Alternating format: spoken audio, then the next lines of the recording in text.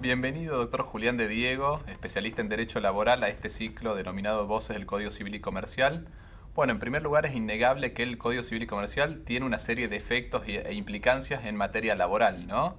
Sobre todo llama la atención primero, y la primera pregunta se relacionaría con la insistente mención de la relación de dependencia o la dependencia laboral, mejor dicho, a lo largo del Código. ¿Qué implicancias tiene eso, según tu opinión?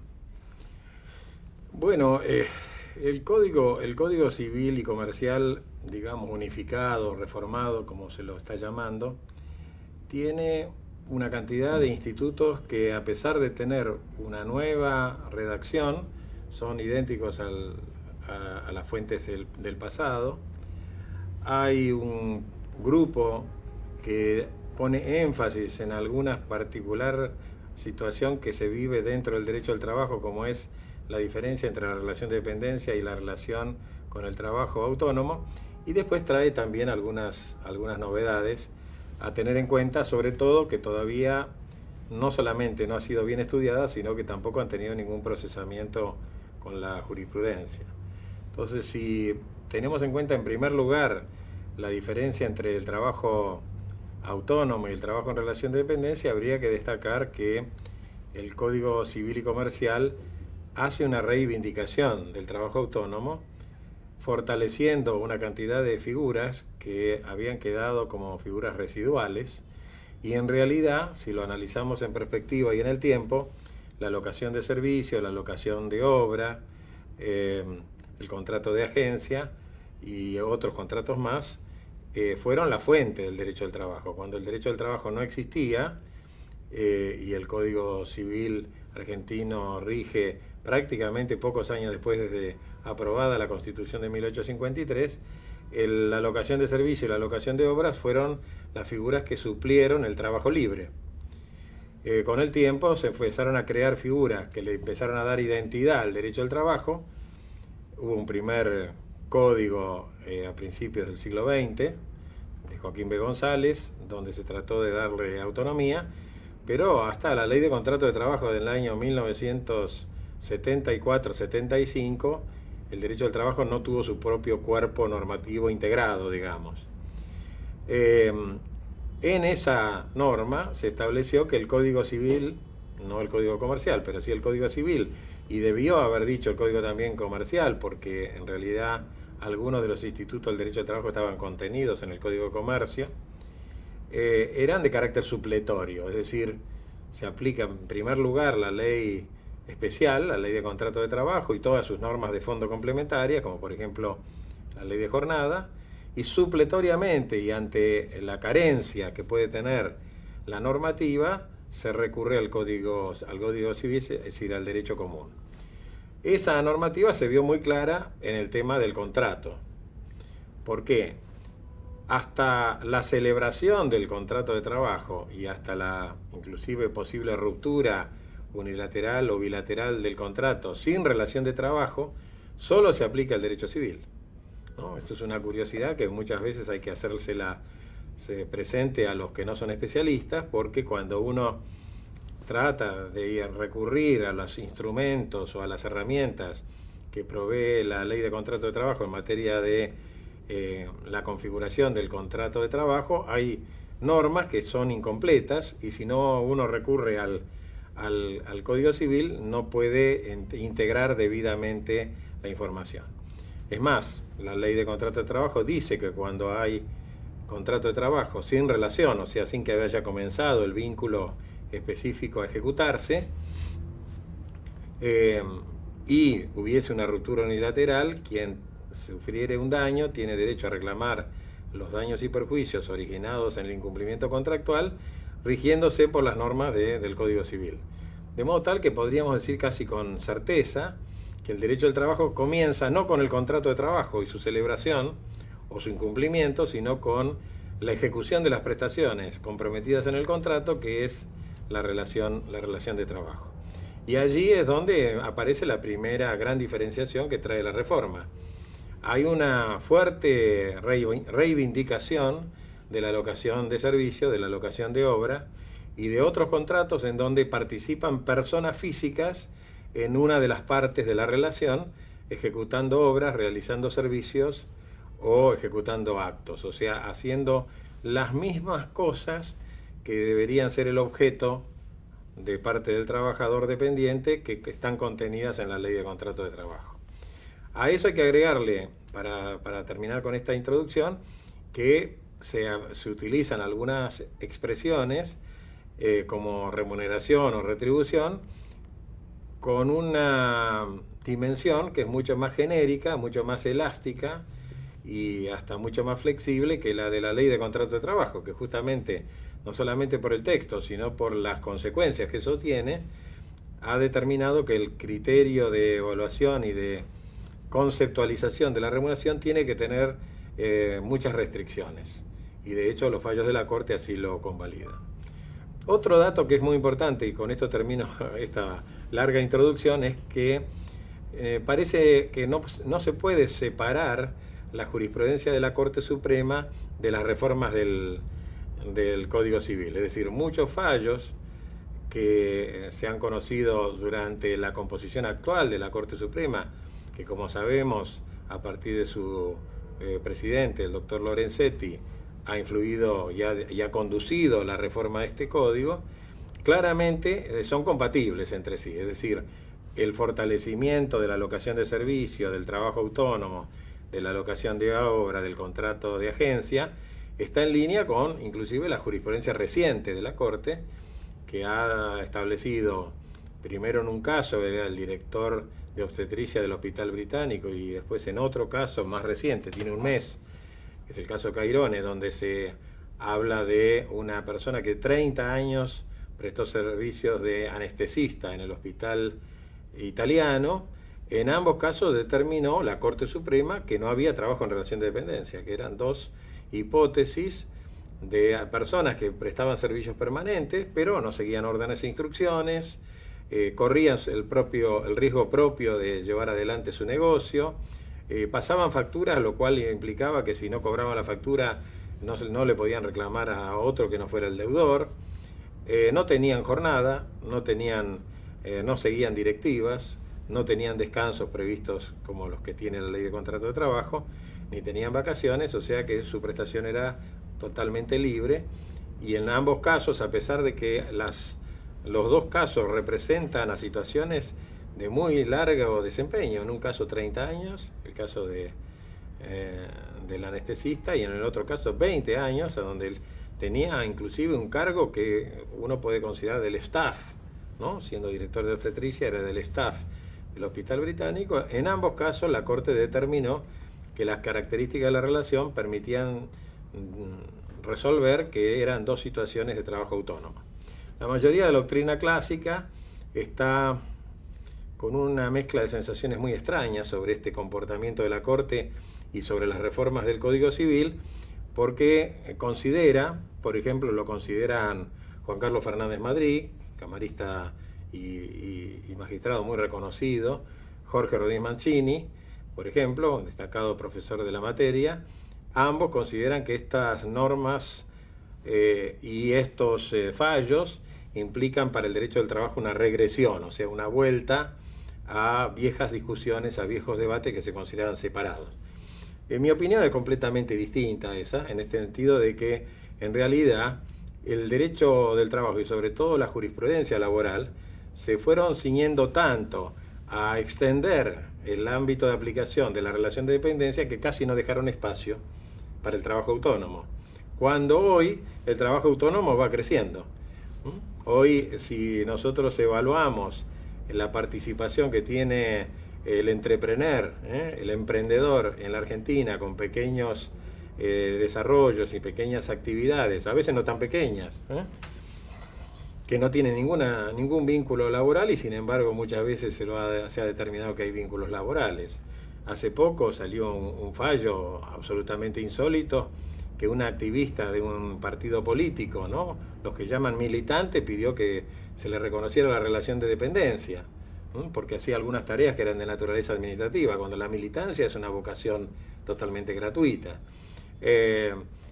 También se le reconoció la relación de dependencia a una niña que fue rescatada en un momento que fue abandonada como cuando era un bebé por una congregación religiosa. La congregación la rescató, le dio educación, y cuando había terminado la escuela secundaria, dijo que como hacía tareas de ayuda en la cocina y tareas de ayuda en la limpieza, era una empleada en relación de dependencia, y la justicia le dio la razón. O sea, la justicia laboral se ha pasado de vueltas en muchos aspectos y no ha dejado espacio y ha creado muchas incongruencias en materia de la relación de dependencia propiamente dicha.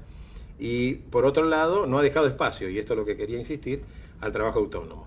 La reforma del Código hace una reivindicación de trabajo autónomo y, por supuesto, ha creado normas que ahora están en línea con la jurisprudencia de la Corte en el sentido de su reivindicación, igual que otros aspectos que, bueno, después trataremos en particular. Sí. Julián, vos mencionaste algo interesante recién, que entre las reformas estaba la regulación del contrato de agencia, lo cual tiene un impacto ostensible sobre lo que es la actividad de los viajantes de comercio. ¿Qué considerás al respecto? ¿Cómo le impacta la actividad esa regulación? El tema es, como vos lo mencionas con toda claridad, una de las reformas más importantes que hay en el Código Civil respecto de su versión anterior, y sobre todo una reforma muy impactante sobre lo que es el mundo real de los viajantes de comercio. En realidad, si analizamos en perspectiva, el viajante de comercio, o sea, la persona que salía a la calle con una valija, por eso se lo llamaba muchas veces el valija, porque las valijas eran inmensas, donde llevaban folletería, a veces alguna muestra y demás,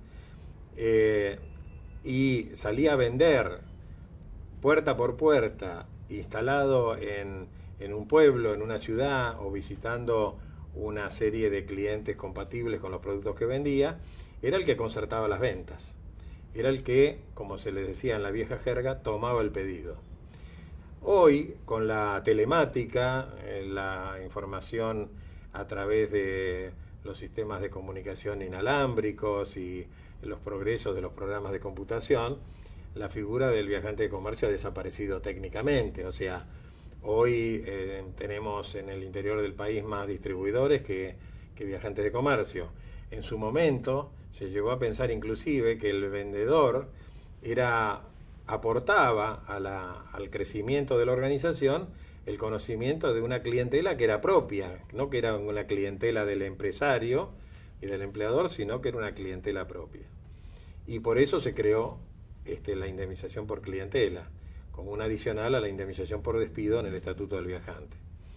También hay que tener en cuenta que el Estatuto del Viajante, como muchas otras normas estatutarias, son anteriores a la Ley de Contrato de Trabajo, es decir, se crearon cuando todavía en la Argentina no había un régimen orgánico que permitiera o que habilitara para que uno dijera, bueno, el derecho del trabajo tiene un cuerpo legal sistemático que permite darle autonomía a la disciplina.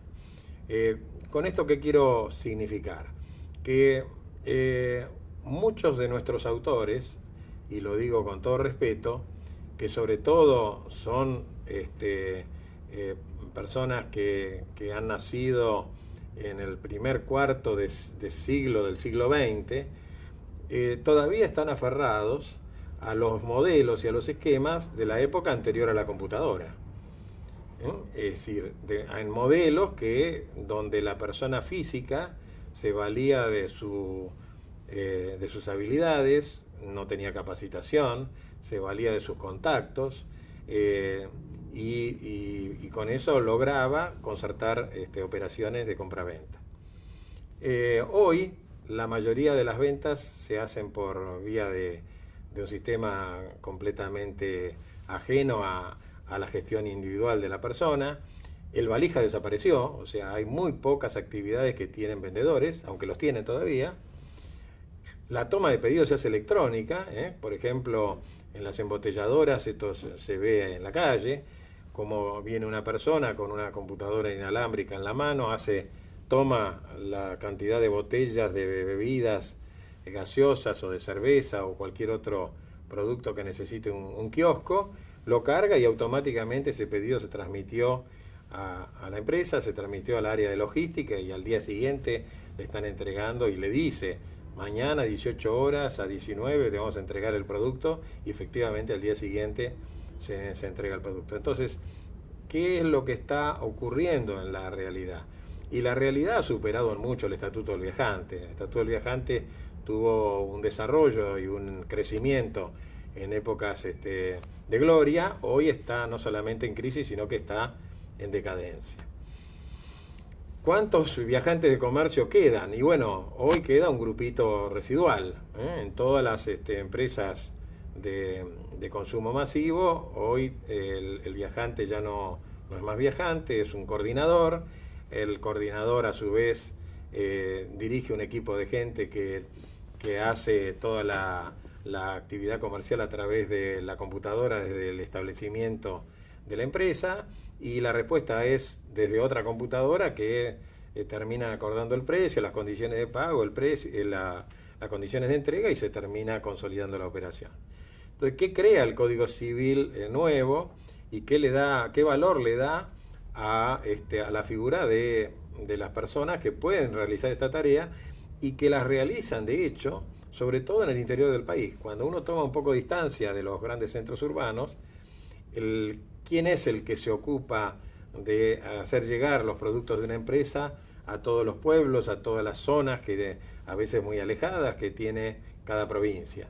Y generalmente son distribuidores. Y ahí aparece el contrato de agencia como una figura verdaderamente lógica, es decir, una persona física que arregla condiciones que pueden ser, por ejemplo, una comisión, una participación del monto del precio acordado, que no se devenga con la concertación de la operación, con lo cual el riesgo lo toma el que hace el contrato de agencia, porque solamente se consolida la comisión cuando la empresa que lo contrató percibió el monto de la operación concertada, cuando la ley de contrato de trabajo dice que la comisión se perfecciona con la concertación, y luego, si el producto no puede ser entregado o le tienen que hacer unos descuentos para el precio final, esos perjuicios, esos cambios, esos riesgos los tiene que asumir la empresa, y el trabajador cobra la comisión por el total del precio concertado.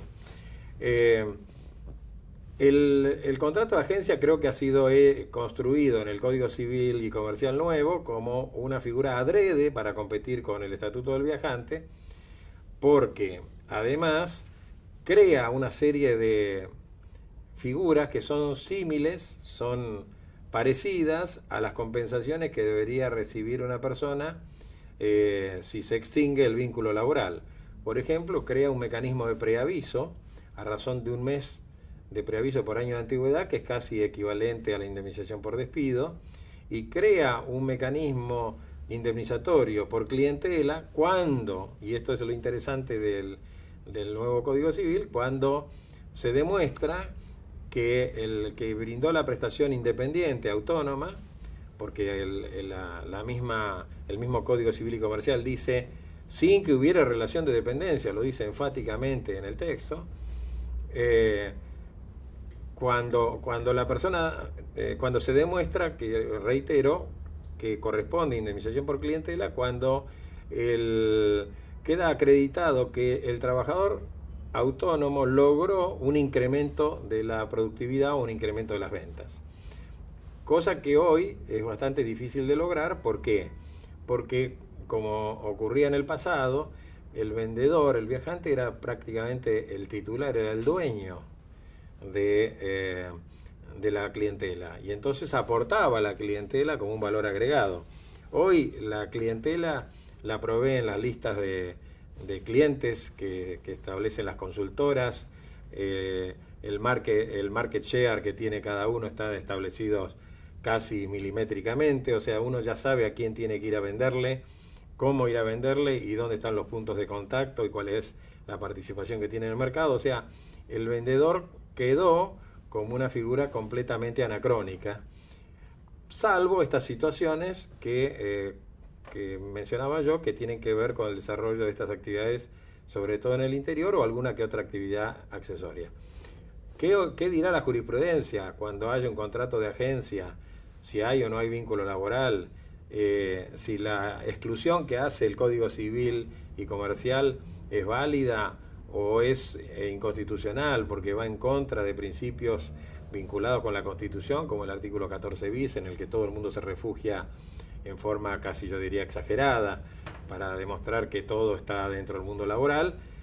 Bueno, eso lo vamos a ver en el futuro. Lo cierto es que uno de los grandes, yo diría, desafíos, una de las grandes reivindicaciones, reitero, de la reforma es el trabajo autónomo existe, es compatible con las nuevas tecnologías telemáticas. Hoy una persona que tiene trabajo en su casa, el home office, o que tiene trabajo a distancia y nunca pisa el establecimiento de la empresa, ¿es un empleado en relación de dependencia o es un trabajador autónomo? ¿Cómo hago yo para demostrar que es un trabajador en relación de dependencia si casi no recibe órdenes e instrucciones? No tiene ningún contacto con el edificio ni con la supervisión y solamente recibe programas de computación en donde se le establecen los objetivos y los procedimientos que tiene que cumplir para cumplir con su tarea. ¿Es un empleado o es una persona independiente?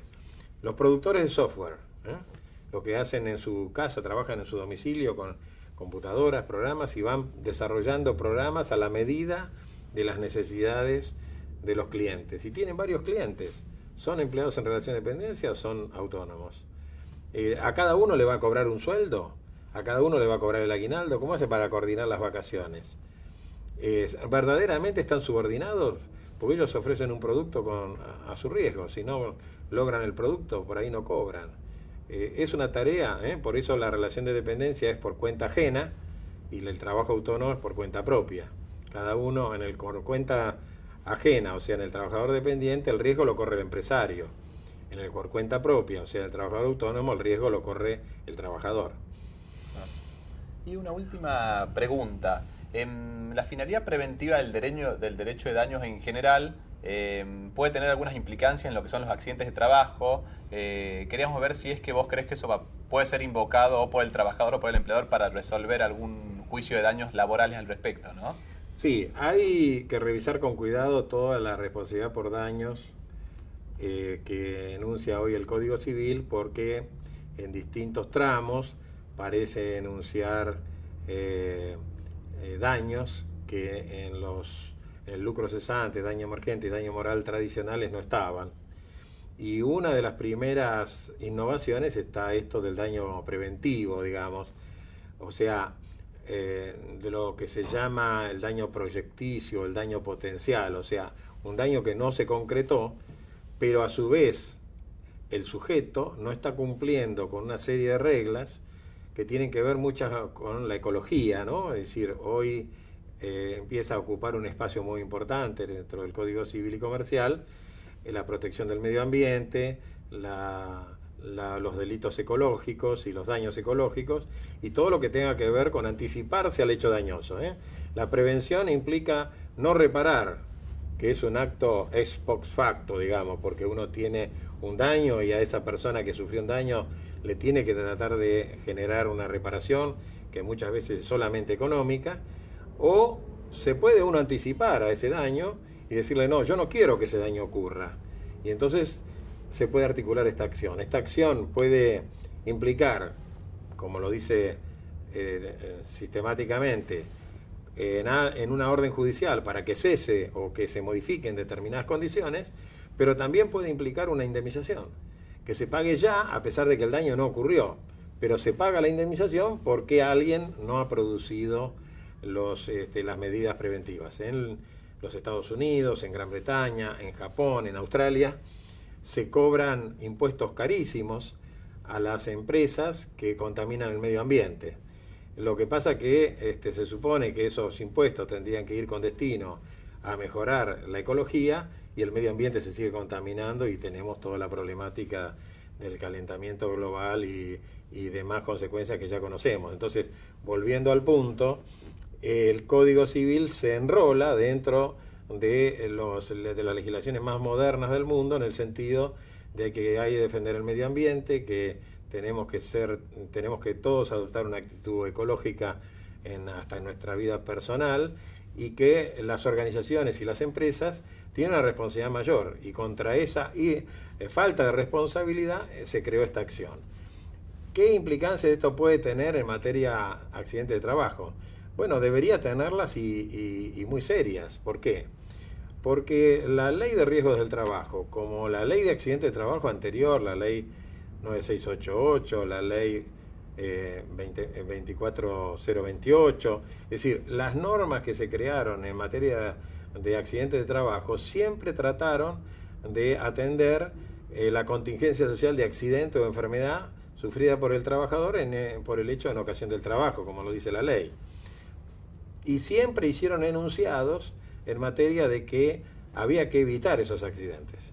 Y así es que nacieron por separado el artículo 75 de la Ley de Contrato de Trabajo, que habla del deber de seguridad, y la Ley de Higiene y Seguridad en el Trabajo, la 19.587, que ya ha sufrido muchas reformas, y que habla de medidas de higiene y seguridad preventivas. Por ejemplo, voy a poner un ejemplo claro. Una rueda que tiene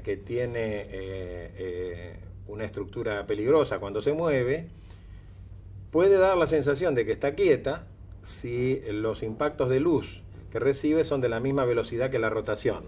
Esto se llama estroboscopía. Debería evitarse con coberturas de poleas o con cambio del sistema de luces la estroboscopía, porque no pone en evidencia que esa rueda es peligrosa porque está en movimiento y da la sensación, al ver los rayos de la rueda, al ver el eje, de que está quieta. Una baja iluminación puede ir produciendo la pérdida de la vista. Un alto nivel de presión sonora está produciendo la pérdida de la audición.